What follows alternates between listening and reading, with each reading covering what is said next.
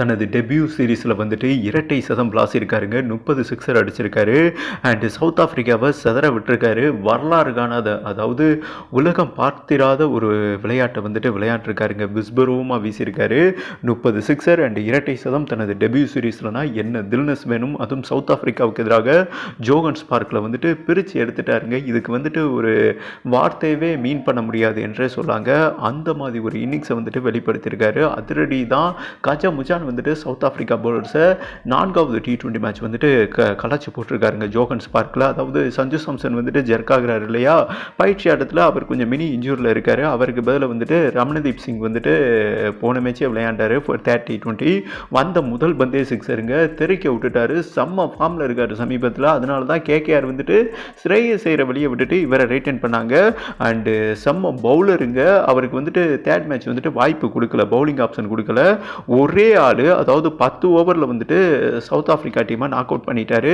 தனது டெபியூ சீரீஸில் வந்துட்டு இரட்டை சதம் கன்வெர்ட் பண்ணியிருக்காருங்க. பிரித்து எடுத்துட்டாரு. மகாராஜா ஒரே ஓவரில் 6 சிக்ஸர் வீசியிருக்காரு.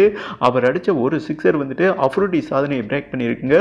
161 மீட்டர் அதிக தூரம் சிக்ஸர் அடித்து ஒரு மிகப்பெரிய ஹிஸ்ட்ரி பண்ணியிருக்காரு. அஃப்ரிடி 160 மீட்டர் தாங்க சிக்ஸர் விளாசியிருக்காரு. வாழ்நாள் ஹிஸ்ட்ரி, அந்த வாழ்நாள் ஹிஸ்ட்ரியை வந்துட்டு பிரேக் பண்ணியிருக்காரு என்று சொல்லலாம். ரமணதீப் சிங் செம்ம ஃபார்மில் இருக்காருங்க. இந்திய டீமுக்கு ஒரு கிறிஸ்கைல் கிடைத்து விட்டார் என்றே சொல்லலாம். கிறிஸ்கைல்லாம் மிஞ்சிற லெவலில் வந்துட்டு ப்ளே பண்ணுறாருங்க. பவர் ஹிட்டிங் பவராக இருக்குன்னு வைக்கல. இப்படி முட்டி போட்டு டச் பண்ணுறாரு. இந்த புல்லாட் பார்த்தீங்கன்னா சிக்ஸர் இந்த சிங்கிள் தாங்க தட்டுவார், சிக்ஸர் போகும். அந்த மாதிரி ஒரு பவர் ஹிட்டிங் இவர்கிட்ட இருக்குது. அதாங்க மிகப்பெரிய கேகேஆர் டீம் வந்துட்டு இவரை ரீட்டைன் பண்ணியிருக்காங்க. பட் இவரோட எபிலிட்டி வந்துட்டு இந்த ஆட்டம் தெரிய வந்திருக்கு. பட் இன்னைக்கு மேட்ச்சில் வந்துட்டு ஃபைனல் T20 மேட்ச் இன்னைக்கு தாங்க நடைபெற உள்ளது. இவர் வந்துட்டு தொடக்க வீரராகவோ இல்லாட்டினா 4வது பேட்ஸ்மேனாவோ ஃப்ரெண்ட் ஆர்டரில் வந்துட்டு குயிக்காக இறங்குவார் என்றும் சூரியகுமார் யாதவ் வந்துட்டு இன்டர்வியூவில் வந்துட்டு பேசியிருக்காருங்க. ப்ரெஸ் மீட்டில் நிருபர்களை சந்திக்கும் போது அந்த மாதிரி ஒரு இன்னிங்ஸை வெளிப்படுத்தியிருக்காரு. கிளாக்ஸன்லாம் வாயில் விரலை வச்சுட்டாருன்னா நீங்களே பார்த்துக்கோங்க. என்னடா ஏன்னா கிளாஸ்ன்னு வேற லெவலில் அடிப்பாருங்க. சிக்ஸர்லாம் சிங்கிள் டீ அடிக்கிற மாதிரி அடிப்பார். அவர்லாம் வந்துட்டு மிஞ்சிட்டாரு. ஒரு போட்டியில் 30 சிக்ஸர் அடித்த ஒரே பேட்ஸ்மேன் இவர் தாங்க.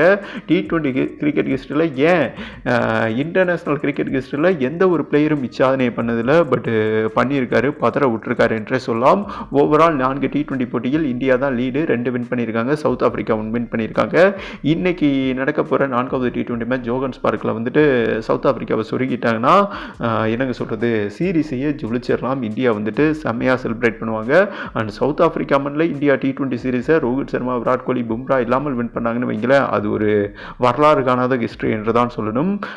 பட்டு அதற்குண்டான பயிற்சி ஆட்டத்தில் வந்துட்டு ஒரு மிகப்பெரிய ஹிஸ்ட்ரியை பதிவு பண்ணியிருக்காருங்க. 30 சிக்ஸர் அண்ட் இரட்டை சதம் தனது டெபியூ சீரீஸில் T20 ஃபார்மெட்டில் அடித்து ஒரு மிகப்பெரிய ஹிஸ்ட்ரி பண்ணியிருக்காரு. இதற்கு முன்பு எந்த ஒரு இந்திய பேட்ஸ்மேனும் 20 ஓவர் போட்டியில் இரட்டை சதம் கன்வெர்ட் பண்ணதில்லைங்க. அதுவும் தனது டெபியூ சீரீஸில் வந்துட்டு தொடக்க வீரர் இறங்கியிருக்காரு.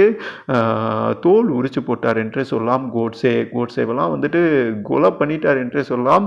அதே மாதிரி இவர் மார்க்ரோ ஜாங்சன் வந்து ஷார்ட் பாலாக போட்டார். இவரும் கொஞ்சம் டாலான பேட்ஸ்மேன் தானே, வச்சா 5 சிக்ஸர் வீசினாருங்க. யார் போட்டாலும் தாறுமாறான அடி தான். மகாராஜா மட்டும் 4 ஓவரில் 100 ரன் கொடுத்துருக்காரு. அவர் போட்ட ஓவர்லாம் வந்துட்டு சிக்ஸர் தாங்க, பிரித்து அள்ளிட்டாரு. ஒரு எக்ஸ்ட்ரீம் லெவல் என்று தான் சொல்லணும். ஓகேவா, இந்திய டீம் ஸ்கோர் வந்துட்டு 20 ஓவரில் 323 ரன் ஸ்கோர் பண்ணியிருந்தாங்க. அடுத்து சேஸ் பண்ண ஆரம்பித்தாங்க. 10 ஓவரில் வந்துட்டு 13 ஓவரில் வந்துட்டு ஆல் அவுட்டுங்க. 170 ரன் அடிச்சிருந்தாங்க. விறுன்னு மின்னல் வேகத்தில் விளையாண்டாங்க. ஓகேவா, ஆனால் அதே மேட்ச்சில் தான் ரமணதீப் சிங் பவுலிங் போட்டு 5 விக்கெட் எடுத்திருக்காருங்க.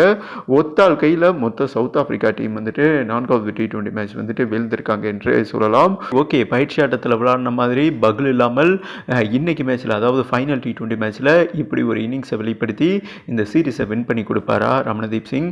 உங்களோட கருத்தை டைப் பண்ணி விடுங்கன்னு சொல்லிட்டு கம்ப்ளீட் பண்ணுறேங்க.